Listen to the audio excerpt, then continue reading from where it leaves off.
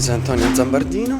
I'm an Italian documentary photographer. The series I presented for this year's Film Talent is called Climate Ground Zero. This is the name of one of the associations that fights mountaintop removal in the Appalachia.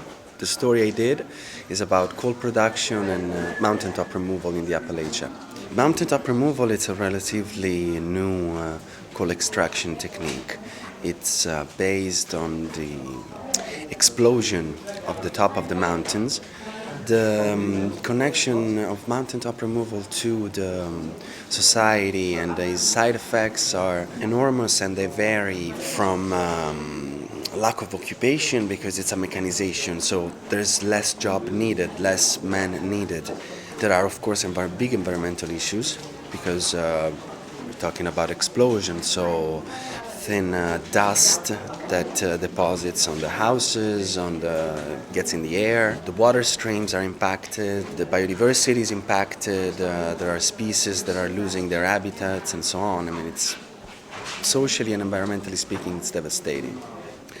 So when I went there, I was very concentrated on the environmental side to the problem. At the same time, I started chopping down the subject and I started photographing religious communities, towns that have been depopulated. I went from churches to the countryside, back to the city, and I shot a lot of material in order to put together this body of work that is basically what you see here.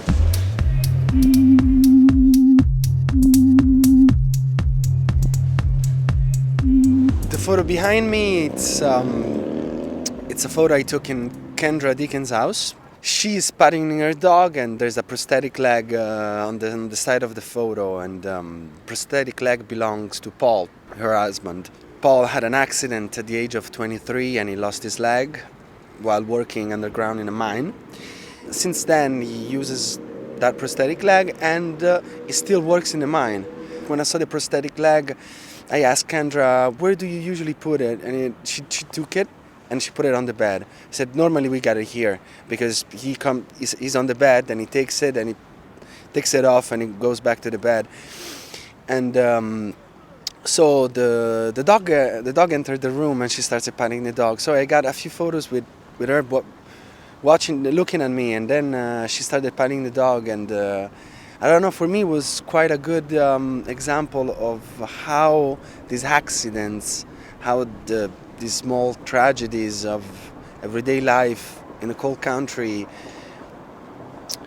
they exist in everyday life. So it all somehow connects to the general approach that I wanted to get to the story.